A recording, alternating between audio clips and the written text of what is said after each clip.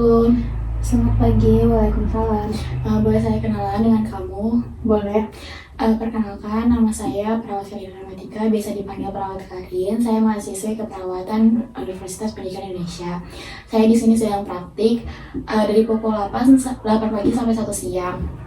Kalau boleh tahu, nama kamu siapa dan sedang dipanggil apa? Nama saya Yesenia, senang dipanggil Yese. Bagaimana perasaan kamu hari ini? Akhir-akhir ini saya sering merasa cemas dan tidak tahu, bingung harus melakukan apa.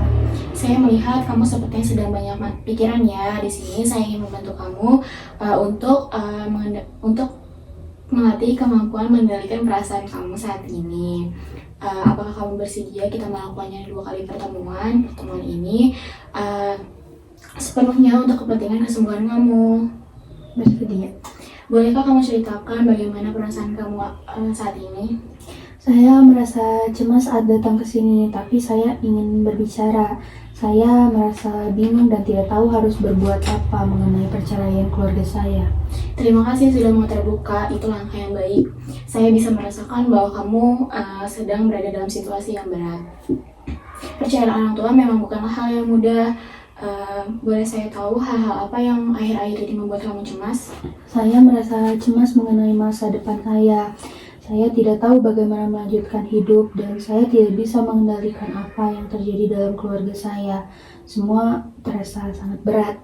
Saya mendengar kamu merasa kehilangan arah dan tidak punya kendali atas apa yang terjadi.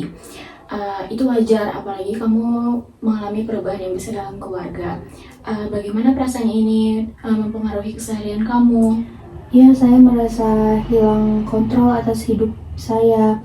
Kadang saya merasa saya tidak bisa melakukan apa-apa untuk memperbaiki keluarga saya. Dan itu membuat saya semakin merasa terpuruk. Saya tidak bisa fokus kuliah, bahkan teman-teman saya pun ada beberapa yang menjauh. Kedengarannya kamu sedang menanggung beban yang besar baik secara emosional maupun sosial.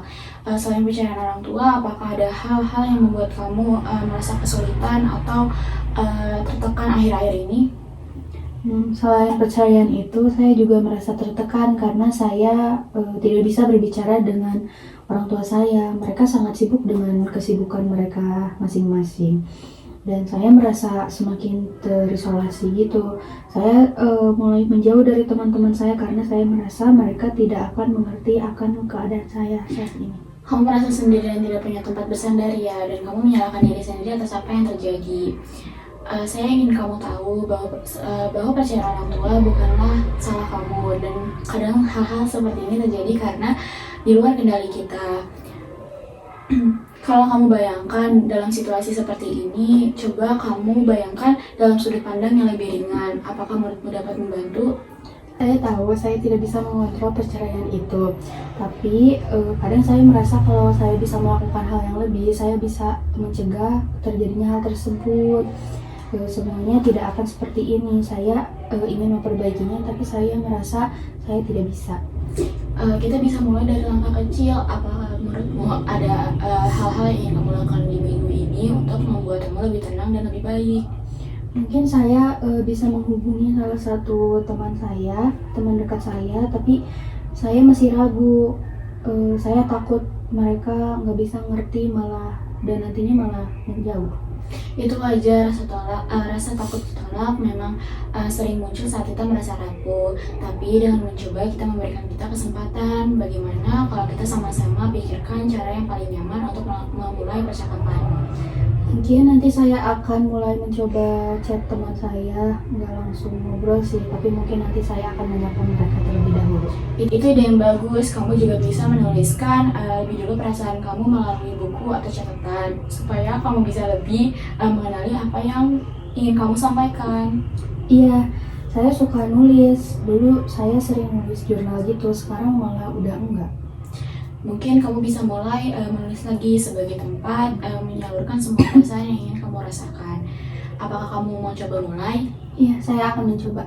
Oke, bagaimana perasaan kamu setelah kita berbincang-bincang? Apakah ada yang ditanyakan atau sampaikan? Rasanya setelah berbincang-bincang, saya merasa lebih lega. Nanti kamu mulai dapat mempraktikkan hal-hal yang tadi ya. Bagaimana kalau kita masukkan ke jadwal kegiatan harian? Boleh. Untuk hari ini sampai di sini dulu ya. Besok kita akan bertemu lagi dan kamu bisa menceritakan bagaimana perasaan kamu setelah kamu menulis lagi dan mencoba menghubungi teman kamu. Ingatlah bahwa kamu melewati ini dengan kamu tidak sendiri. Saya pamit. Assalamualaikum. Waalaikumsalam. Terima kasih, Sus. Sama-sama.